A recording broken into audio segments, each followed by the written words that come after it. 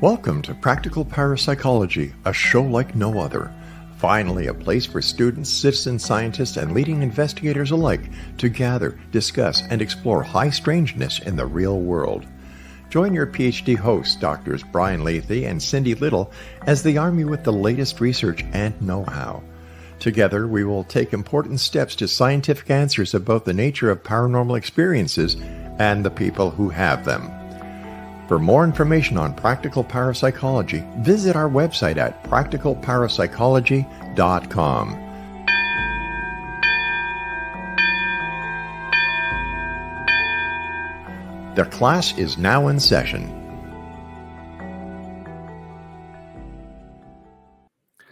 Welcome all, I'm Dr. Brian Laythe. We're here with my partner in crime, Cindy Little. Say hi, Cindy. Yep. And hello. Whoa, fancy, right? And helping us kick off our inaugural broadcast is my long-term colleague and friend, a busy scientist who is notoriously difficult to pin down, Dr. Jim Houran. Say hi, Jim. Hi, Jim. Yep, fair enough. That works. So Jim is the editor-in-chief of the Journal of Scientific Exploration. For those of you guys who don't know, JSE is one of the journals that actually regularly publishes scientific articles on parapsychology. And to kick off today's episode, we're going to talk about the world of high strangeness and really kind of talk about an area that is maybe a little bit off of our beaten track, but we're of the belief that all kinds of different types of anomalies, whether we're dealing with UFOs or hauntings and poltergeist, really kind of have a lot of overlap. So there's really no better way for us to set off our show today than to talk about and pay homage to a major pioneer who brought SETI to the mainstream. What is SETI? SETI stands for the Search for Extraterrestrial Intelligence, and what everyone else knows as UFOs and ETs. So today we're going to be talking about Frank Drake. Cindy, take it away. Yes, welcome everybody. I'm Cindy, and as Brian just mentioned, we are going to be talking about SETI pioneer Frank Drake. He was an eminent radio astronomer who performed the first search for extraterrestrial intelligence in the 1960s and 70s. And he looked around neighboring stars and played a crucial role in creating a framework for using the tools of astronomy and physics to understanding and answering existential questions, those big questions that we all ask, are we alone in the universe? Why are we here? And we too, in the field of parapsychology, are also concerned with maybe not answering, but at least addressing some of these big questions. So we found this particular article extremely intriguing and found a lot of parallels. And we're going to be discussing those throughout this episode.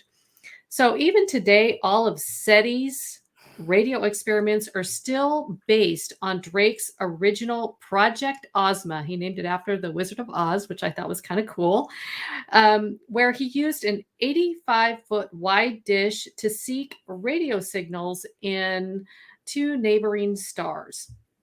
Later, he unveiled an equation, and Jim is going to be talking about that here shortly, to estimate the number of detectable civilizations in the Milky Way. So I looked this up, and he estimated that there are possibly over 1 million through his Drake equation. He also became a dominant force in shaping all future SETI efforts, and the equation has stood the test of time. They're still using it. Finally, and this is the part that I really liked about the article, he inspired UC Berkeley astronomer Dan Wertheimer to design a way to use the first Apple computer chips for SETI experiments so people could monitor the skies at home through their Apple computers. In 1999, they co-founded SETI at Home, one of the first and most successful citizen science projects. Drake's legacy cannot be underestimated, and I'm going to hand this over to Brian and Jim to see what y'all think about Drake and his legacy and how it ties into parapsychology. Oh my goodness, Brian, I have to take this, okay? Because, when Frank Drake died, I actually went out and had a glass of wine in his honor. Not that I knew Frank, but he was such an inspiration in so many ways. Because just think about this. We're all talking about SETI as if it's been around forever, and it has been around for quite a while. The original Frank, the Drake equation was 1961, and that was just some back of the envelope math. He was doing that as a teaser, a thought experiment to open up a professional conference of astronomers. And it was to introduce this topic of, hey, we don't have to believe there's UFOs, let alone that they're abducting people. But, this notion of, is there life out there? Obviously, that's a question that we've always contemplated. And it's one that, up until about 5 years ago, you would be considered a conspiracy theorist if you brought it up in mainstream academia. UFOs, alien abductions, the fact that there is alien technology maybe floating through our atmosphere, or what the astronomers call technosignatures, like satellites or stuff. This is recent that it's become mainstreamed. So it didn't come easy. Frank Drake, over 60 years ago, really set that ball into motion by just looking at what were the probabilities of there being life elsewhere, not possibilities. And this is what people get wrong all the time, right? That people think something's possible or impossible. It's very black and white. It's cut and dried, when that's not the case at all. Science deals in probabilities. And he was the one to say, hey, you know what? I don't know if there's life out there, but let's look at this in an intellectual way through some logic. And he was just looking at the Milky Way galaxy, our sort of neighborhood in space, so to speak, not even outside of the galaxy. And he estimated that there were, million plus potential civilizations at some point in that history. And that is remarkable, because he didn't say all or nothing. He went and thought, if we use ourselves on Earth as an example of a species that has evolved sufficient enough to use radio signals as a form of communication, well, how often has that happened, or could it have happened? How often have all the raw ingredients come together to promote carbon-based life? And how much time would be needed for that to evolve into something that resembles humans with a frontal cortex and intelligence that could devise and know how to harness radio frequencies for communication? So it's a bunch of little ingredients that went into this recipe all through logic. And it's been remarkable to me that today is something that would have been conspiratorial 5 years or so ago. Well, and I think, you bring up several important. We're thinking about one, yes, probability, right? And I think a lot of people listening to the show, and particularly the way science is presented nowadays, it's always on the news or a media snippet. It's like this or that, black or white. This has occurred or this hasn't. But of course, as scientists, we all know that we're always dealing with probabilistic numbers. We're dealing with the odds that something might occur. And I think very much that's going to be a theme that we're going to be talking about a lot in this show as we try to educate lay people more about how to more intelligently understand science, whether it's fringe science, parapsychology, or even mainstream. But I think there's a second point in the sense that Frank Drake is really kind of an underdog and a hero, right? I mean, it's not like he just easily set up, SETI and all of these processes. He managed to, seek out extraterrestrial life out in the stars with not a whole lot of equipment, and somehow managed to stay relevant and connected in the mainstream. And I think if nothing else, he should be, bowed to and worshipped for his ability, to walk both worlds in that sense. The cult of Frank Drake. I don't know if there is one, but yeah, I guess you could start one. But no, absolutely. He mainstreamed a highly controversial topic, which now is not only talked about in science journals, but a lot of academic institutions have either courses or entire programs developed to SETI-related topics. So that's a remarkable achievement. It's amazing. But then he also set the stage for this notion of, instead of coming to a question, especially a controversial one in terms of all or nothing, yes or no, you have to think through probabilities. It's the heart of statistics, so that's the heart of research. Yet so often people don't understand that everything comes down to probabilities, including quantum mechanics. Everything is based on probability.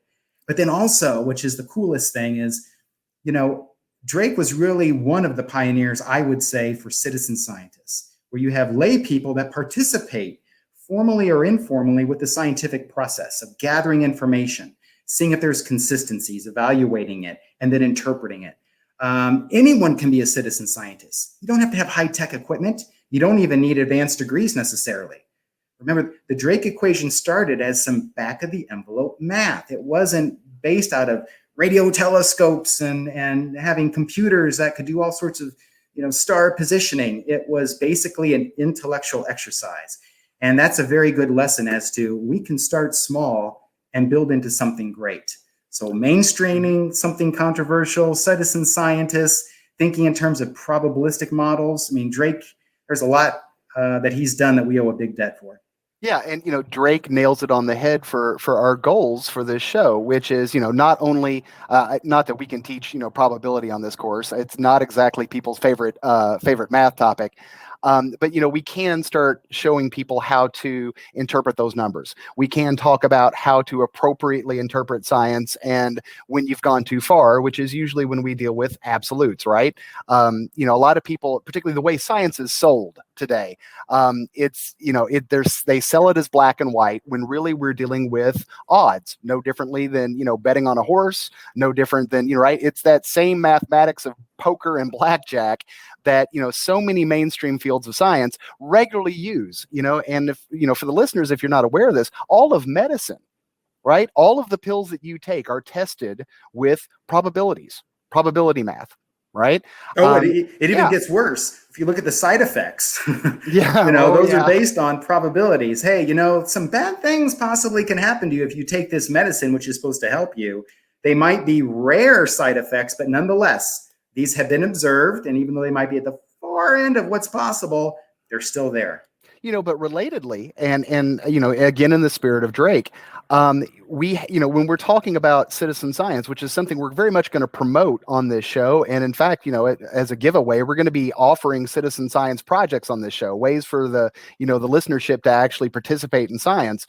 But part of that is that basic education of understanding percentages. I don't know how many times I've seen even drug commercials and various other shows abuse those numbers. For instance, if you have 100,000 people that may get headaches or spontaneous vomiting, you have to ask yourself, well, is that out of 320 million people in the country? Or are you looking at a sample of 200,000? The context of the sample matters. And something practical and simple like that is something that, whether or not people are fans of parapsychology or not, they can use to be better consumers of all of the science that they're hearing around them on a daily basis. Who's not going to be a fan of parapsychology? It's for everybody. I know people think that it's only for people that believe in the paranormal, but what I love about what you two are doing here with practicalparapsychology.com is it is a forum to explore what could be possible, the probabilities of nature in its most controversial forms. And someone like me, you would think, isn't welcome to that conversation because I'm known as a skeptic, not a debunker, not someone that's here to just, pull the rug out and say, oh, it's imagination, it's fraud, it's mental illness. You're mistaken. That's not possible. And there are people, very famous Jim, people. Hold on. Yeah, hold on a second, though. Now that you've outed yourself as a skeptic, we need to take a quick break. And we'll be back with Practical Parapsychology in just a moment right here on the X Zone TV channel. Okay, welcome back, everybody. I'm Dr. Brian Laythe, and I'm speaking with Dr. Jim Houran. And hi, Cindy. How you doing? You still here? Hello, I am. All righty. Okay. I am still here. All right. So we are discussing today Frank Drake and how it applies to parapsychology. And Jim was just outed himself as a skeptic amongst a bunch of believers. Okay, let's be careful about our terminology here. And I'm not offended about anything. I wear it as a badge of honor to say I'm a skeptic because that's what it meant to be originally a scientist, someone that withheld interpretation or conclusion until there's evidence to inform that interpretation or conclusion. So if you've been a properly trained scientist, you are already a skeptic. What I don't want to be, and I don't want anyone to be, is a debunker, someone that already makes a conclusion just because it is, in their minds, an offensive idea. It doesn't make immediate sense. That's like a religious statement, and that's not what we're about. That's not what science is. It's about informed decision. So skepticism, to me, is the way that it should be. And also, it's what Frank Drake did. Notice he didn't do his back-of-the-envelope math about, hey, how many civilizations in the Milky Way galaxy are capable of radio communication, that intelligent alien life. he didn't go into it trying to prove or disprove there was alien life. He had this approach that, I'm going to borrow a phrase from a recent journal article I saw. I just love this. It's entertaining without endorsing. And I might actually tweak that a little bit to say exploring without endorsing. But that's what he was doing, exploring this question. And maybe with additional evidence, you can get at some firm answers. But that approach of exploring or entertaining without endorsing, that's the way I've always come to parapsychology, and I hope everyone would too. Yeah, I'd like to jump in here real quick before we go on. No, hey. No, not at all. You be quiet. It's okay. It's Fine. my turn.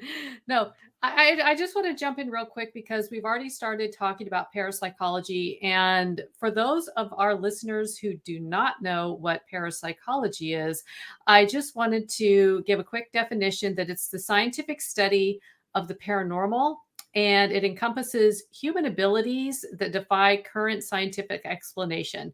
So a few examples are ESP, telekinesis. I mean, anybody who watches the TV show Stranger Things,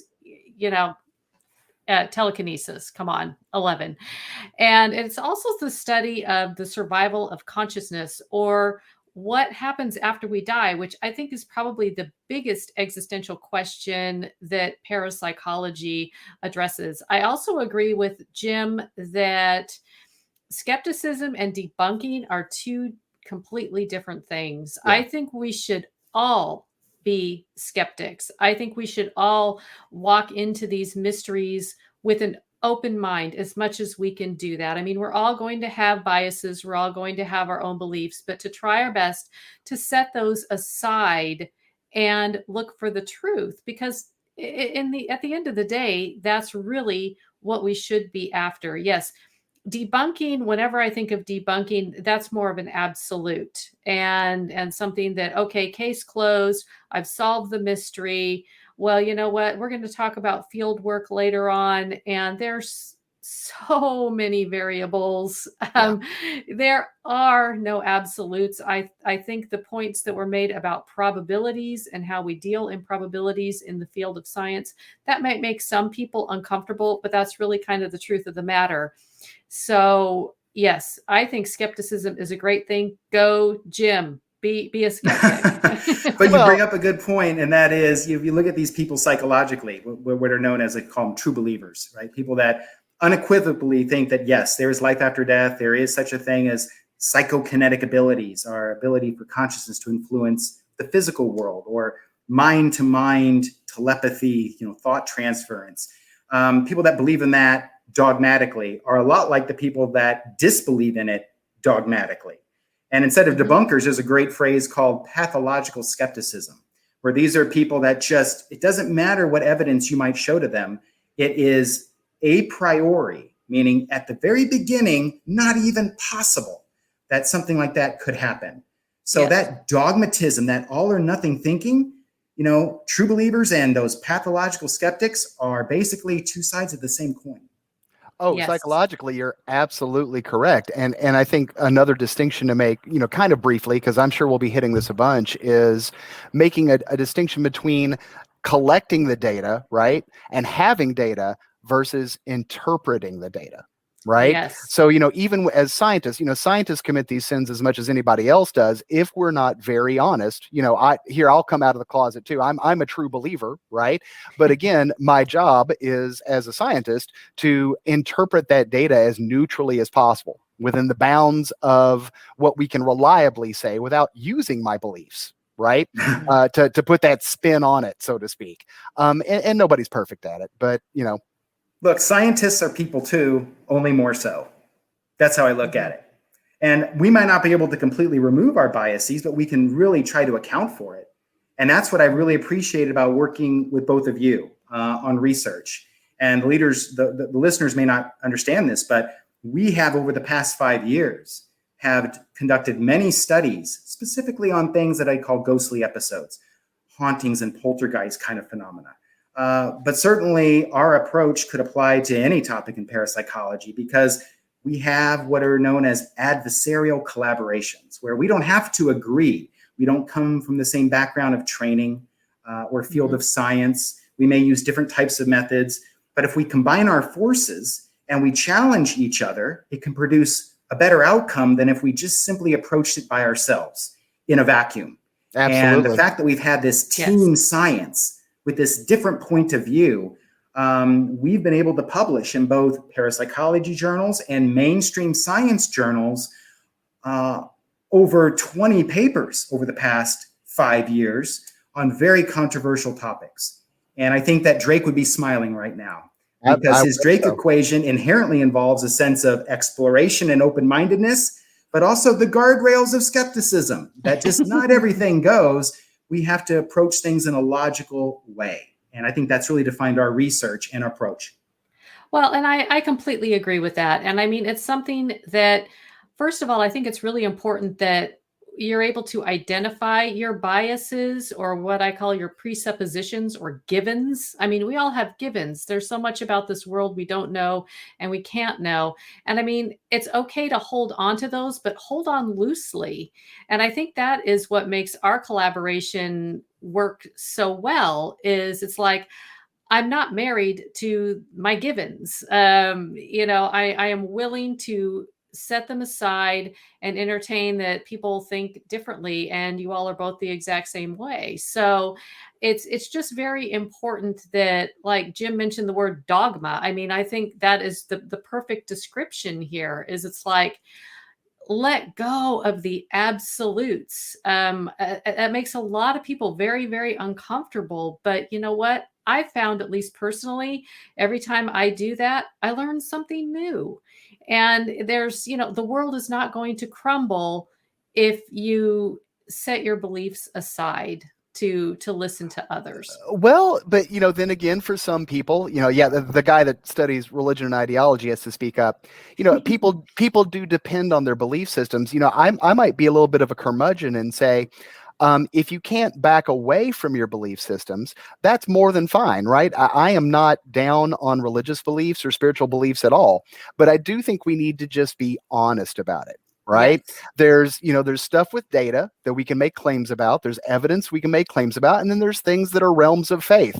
And as long as we're honest about, right, what we're talking about, that's not necessarily a problem. For me personally, I just don't like it when the two get mixed. I don't like that dishonesty, so to speak. Yeah, it's like oil and water. Yeah. But then again, you have projects like what we do where, I'm sorry, at the end of the day, I want an answer. I want to know, is psi, PSI, right? That term for things like psychokinesis and telepathy. Is it real? Do humans have that capability? Is there something called post-mortem survival of consciousness, life after death? Is that real? Is there life on other planets? Is that real? At the end of the day, maybe I'm very childlike in wanting these kinds of answers, but I want the answers. I don't want to just entertain, could they be possible? I hope that through continued research, not just with professional scientists, but bringing in citizen scientists that can gather data and insights in a way that just the professional scientists can't always do alone, that we can actually come to a conclusion. We can know as a scientific fact, are some of these things real? It's nice to wonder and to entertain and to speculate. But at the end of the day, I have an intense curiosity and I want to know the truth. Yeah, and I like that. Let me ask you too. Let me put you on the spot here. So as more the skeptic here of the group and the projects that we've worked on, have I made you feel uncomfortable? Have you felt that I've tried to play gotcha with your belief systems, or I've tried to dominate either the approach to the research or the conclusion from the data? Or are people like me, the skeptics, are we not so bad folks after all? Well, after I've gotten used to the physical beatings on a regular basis, I've come to like the abuse, but there's no, I mean, ouch, wow, really? It's here, I'll show you this scar. No, well, no, I mean, I think, Jim, I've never had a problem working with you because yes, you're an appropriate skeptic, right? You're not against evidence for survival. You just want it to be genuine evidence. And I think that's an appropriate stance for a skeptic. I have run into people that just mentioning the word skeptic and they're like, oh, how can you collaborate with them? But in my mind, when I step back from my own personal beliefs, I want someone critiquing my work. I want other people looking at how I operationalize the study, and I want that alternate perspective. I think it's essential and necessary for doing good findings of science that everyone can kind of get behind. Yes. Jim, you're wonderful. I love working with Thank you. you. You're amazing. Give me some Brian, sympathy. you're amazing. Yeah. Mwah, mwah. Yeah. Yeah. No, Okay. I like to also think you've also had an effect on me. Oh, okay. Well, cool. Oh, I'm deviously working on it every time we get together, but that's just, that's part of the fun. So Yeah. I think there's give and take, because I think there's actually more agreement between skeptics, genuine skeptics, as well as genuine scientists, right? That maybe the parapsychology folks that maybe have an inclination that there's something there. There's a lot of overlap there. There's more similarities, I would think, than dissimilarities.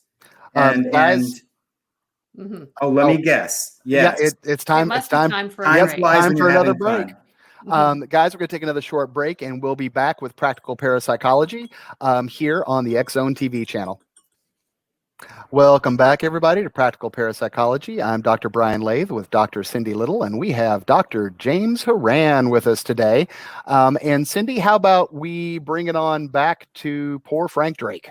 Well, I shouldn't say poor, but I mean, he's passed away, so it's we'll bring it back to Frank Drake. And something that y'all have been talking about that I think is very important is the citizen science aspect of Frank Drake's work and the collaborations. When I was reading the article that we were talking about, and I think, are we going to have that on the website or not? I'm not sure. Yep, we're going to have it up on the website. Perfect. Yes. He was also known not only as an amazing scientist, but as a great collaborator and a great mentor for citizen scientists. And I think that is really, really important, especially to the field of parapsychology. It's always been a very divisive field.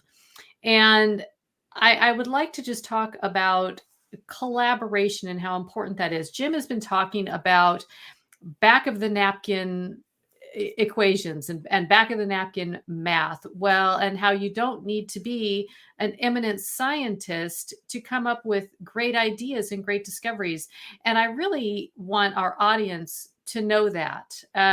You do not have to have a PhD. You do not have to have a whole bunch of journal articles under your belt to come up with some great ideas. Some of the sharpest minds in the paranormal world I've run across are people who have a high school education, and they come up with these absolutely brilliant ideas.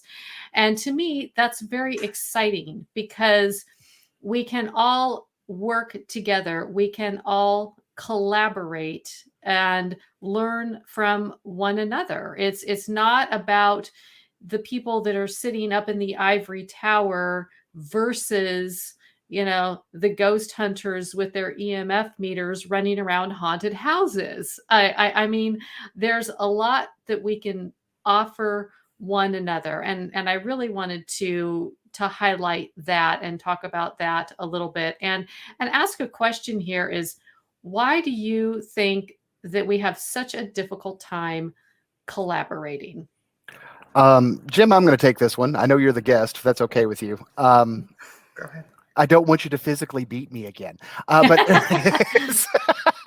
now I can never run for office. My goodness, these allegations are going to kill my career. Oh, your lawyer will contact my lawyer. But exactly. Well, I mean, it's controversial to say, but it happens to be scientifically true. The human race is tribal by nature. I mean, there is so much research in social science over the last several decades that, you just can't get above the mountain of evidence that shows that we not only tend to be tribal people, but we tend to cluster in groups of people who are similar to us, right? That's one of the key tenets of social identity theory. And we don't have to look far to move that down to the whole parapsychologist versus skeptic versus, lay investigator triad. We're all clustering into similar. And unfortunately, a side effect of clustering into groups is that we tend to favor our own groups while derogating or being more distant from groups that are different from us. So when we're doing citizen science projects, we have to overcome human nature. When we're trying to get collaboration going, we have to find common ground, right? Find ways for different people's strengths from different groups to work together to form one big group, right? That was, the findings way back in the 40s from Sharif in the boys' camp, where he would take different groups and have them work on a task that only both of them could do, right? In order to bring those groups back together into a unified whole. How's that? But I would say it's even worse than that. Let me add a more grim picture to this. And that is, in the world of parapsychology, it's a very small field, unfortunately. Yes. And there's not a lot of funding in that field. And so now you start getting into competition for resources.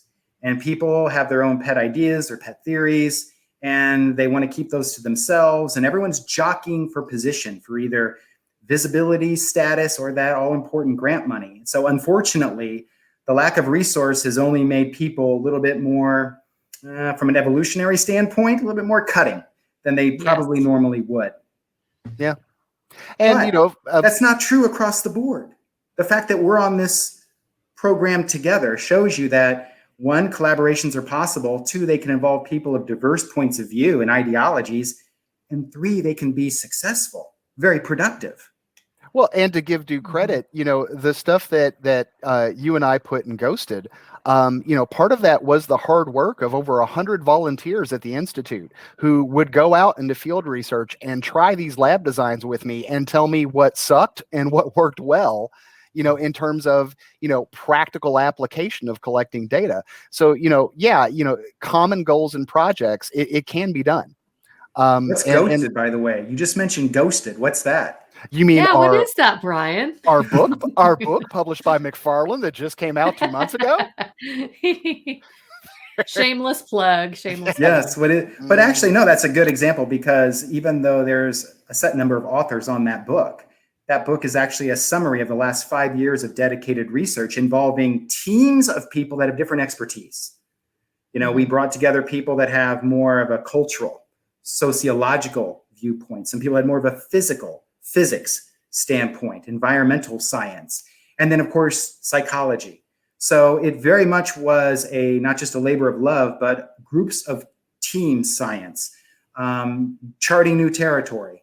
And in fact, Brian, the best homage that we paid to Frank Drake, coming back to him, actually is an application in parapsychology. People think that SETI has nothing to do with parapsychology, when actually there's a lot, and we'll explore that probably in future episodes. But the fact is, Drake was the inspiration for a paper that you and I published this year.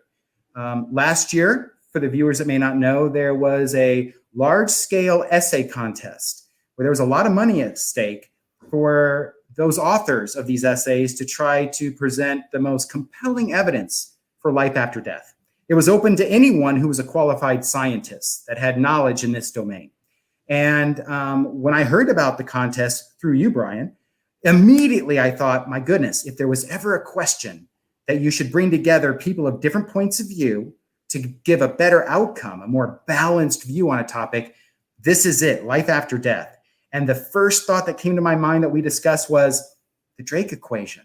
We should bring believers and skeptics, put those in quotes, together and use his approach of a probabilistic formula to arrive at an outcome. What is the likelihood that there could be life after death based on the supposed evidence for it, minus the skeptical interpretations?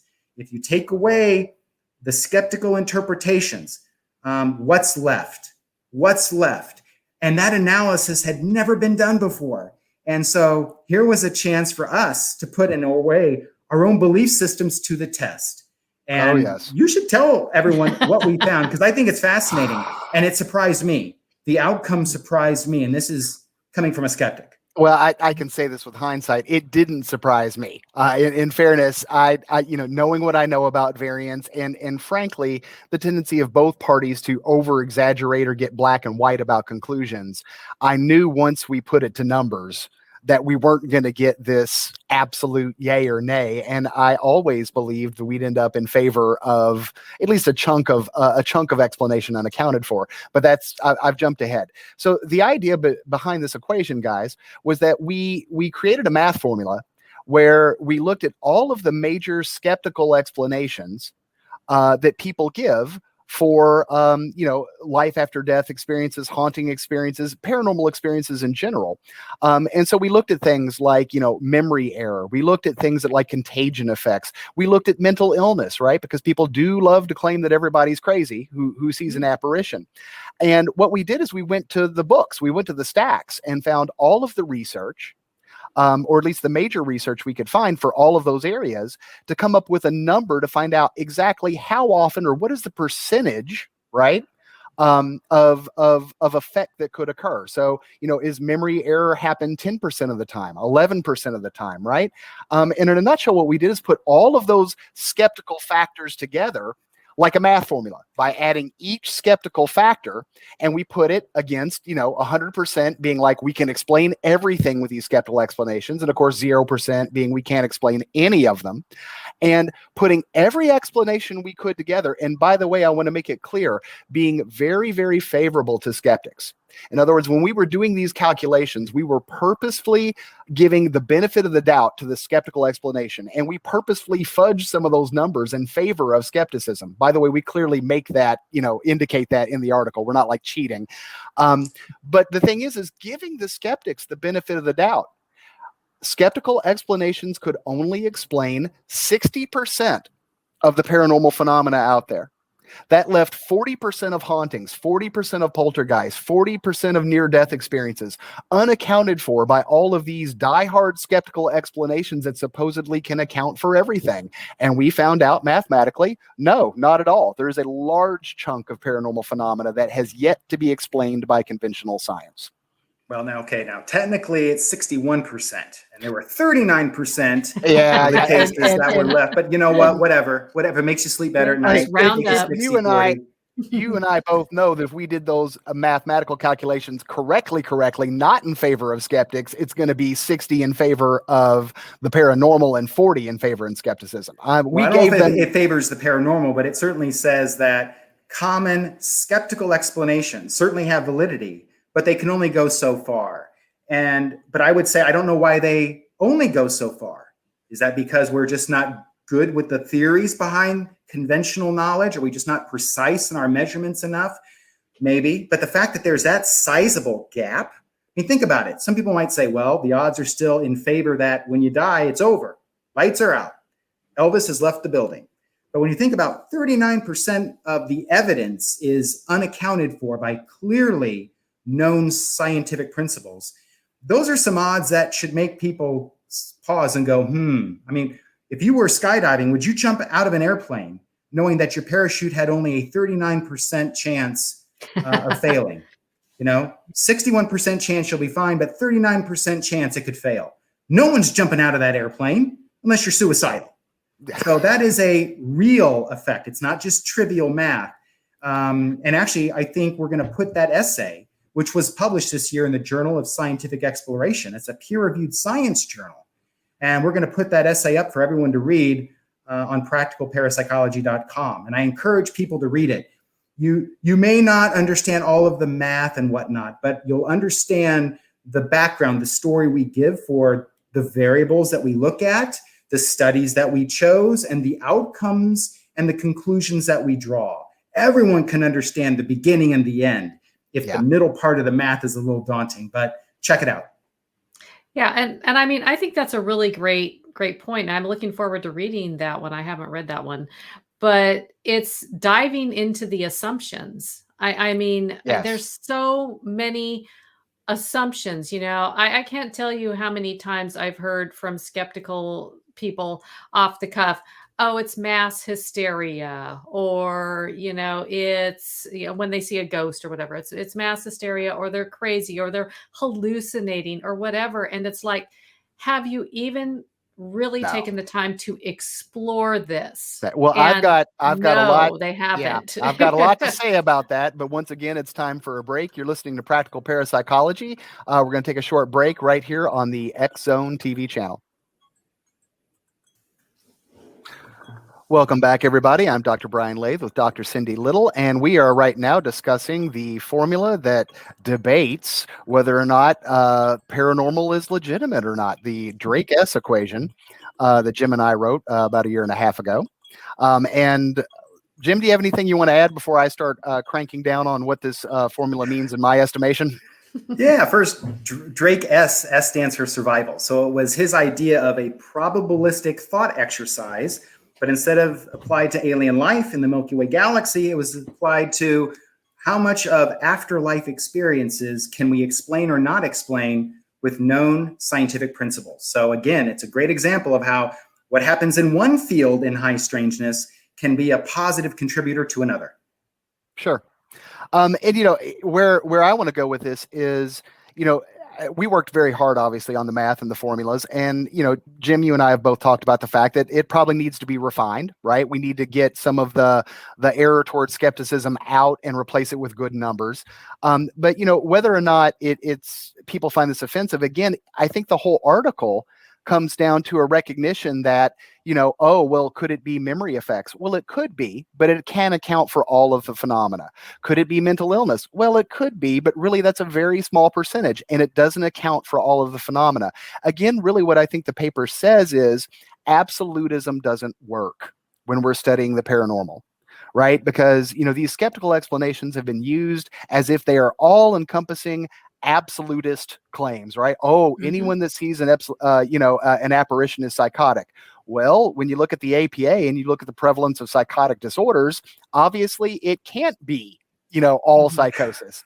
Just like all the people that throw out, oh, well, they were hallucinating. It's like, well, people don't just go into hallucination for like a minute and then come out fine. That doesn't happen, and there's not a clinical psychologist in the world that would agree to that.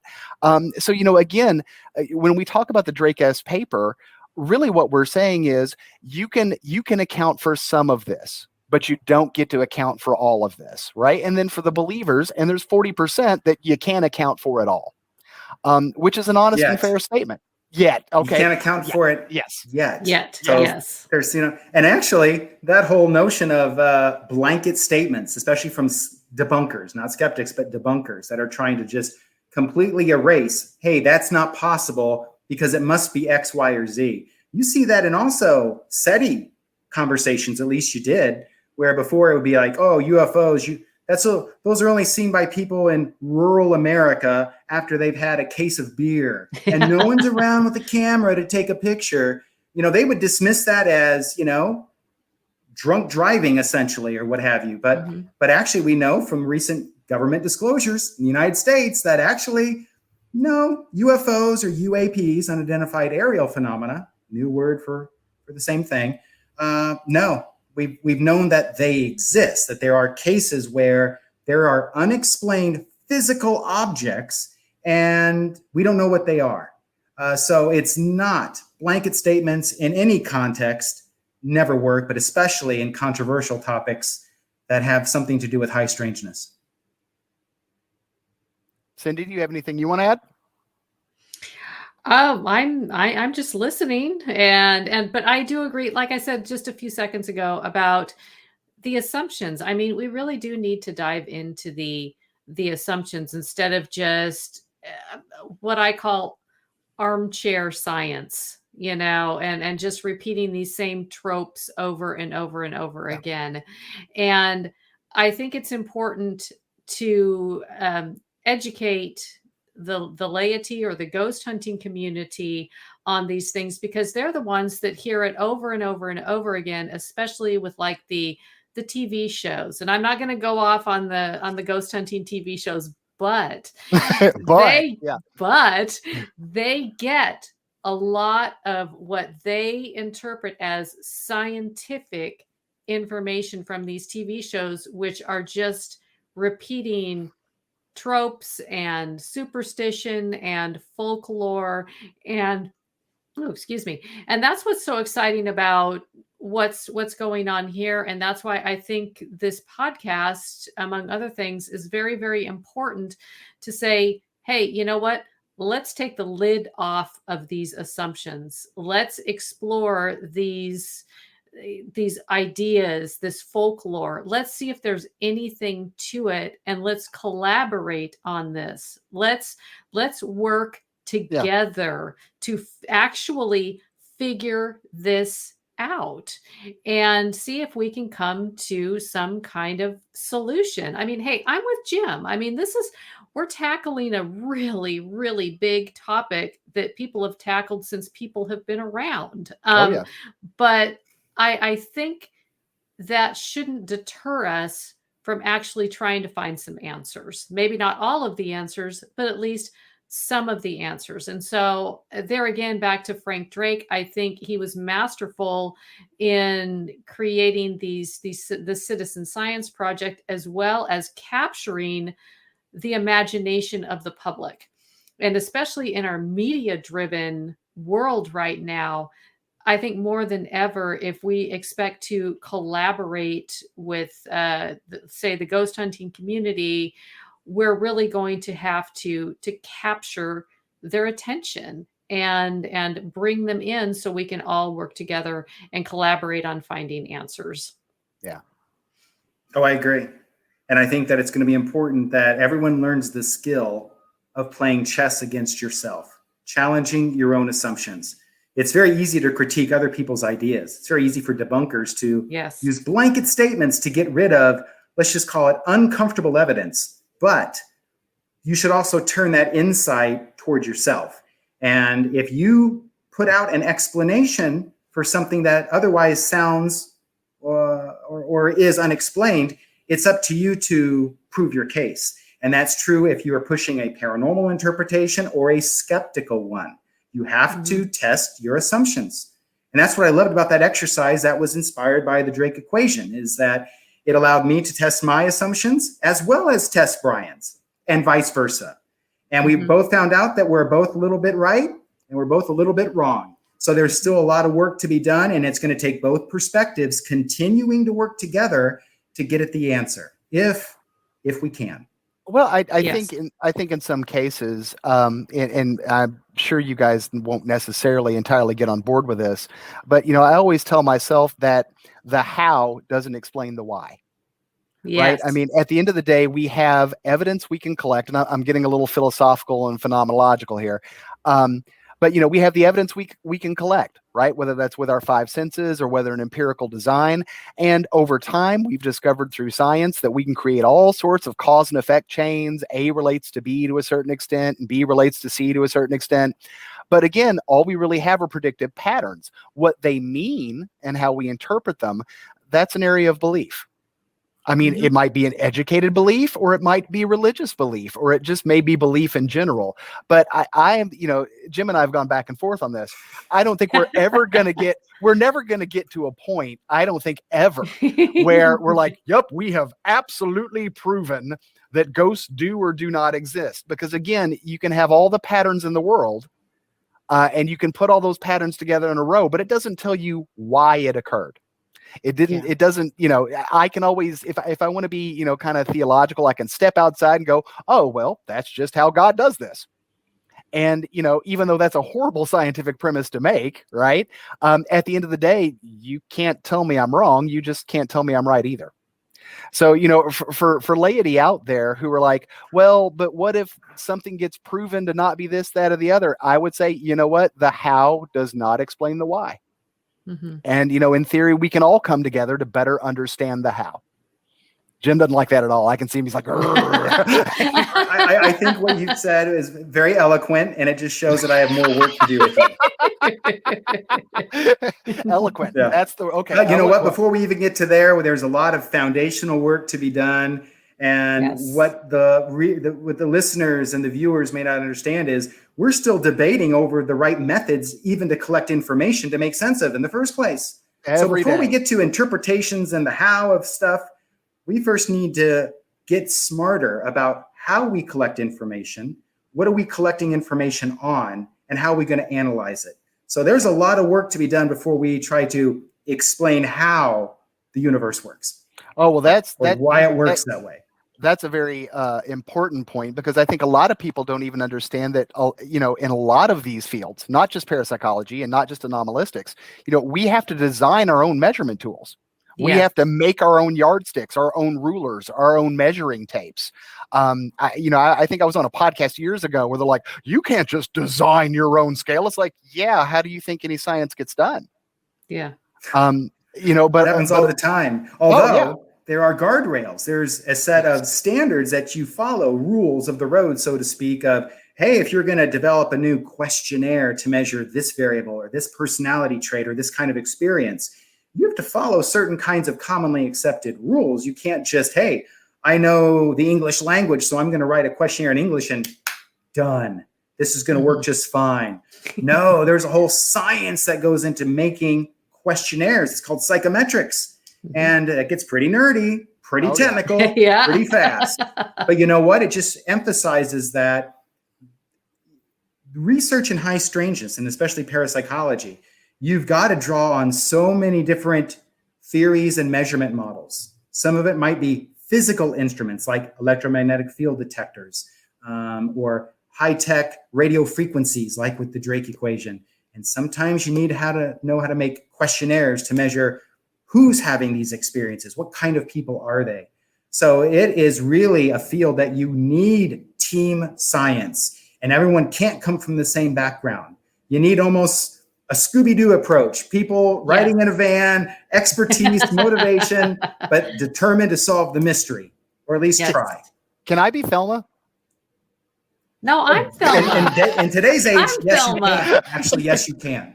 Yes. No, I identify as Thelma. I guess I'm Shaggy. I don't know. I don't know who. We'll I would work have that said out. Scooby-Doo, but whatever. You're always. But actually, you're not always eating. So we got to talk about that too. But still, we'll work that out after the episode. Speaking of which, guys, we're about out of time for today. So, Jim, I want to thank you for coming on today and arguing with us as always. Look, I know I am not going to be a backseat driver. I'm sort of a tag team to you all. I'll kind of come in at times and talk and give my points of view and talk about the latest research, as well as, hey, the paranormal in the news. There's always something to explore. We'll never run out of things to say. But thank you again for allowing a skeptic to have a voice at the table. You're welcome. You are welcome. And for everybody listening today, thank you. I hope you enjoyed the conversation. If you guys want to know more about us, you're welcome to visit practicalparapsychology.com.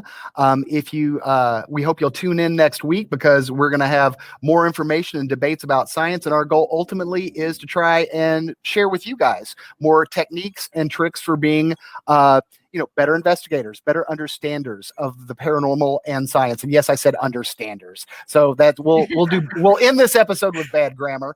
And we hope you guys have a good week, and we'll see you hopefully next episode. Yeah.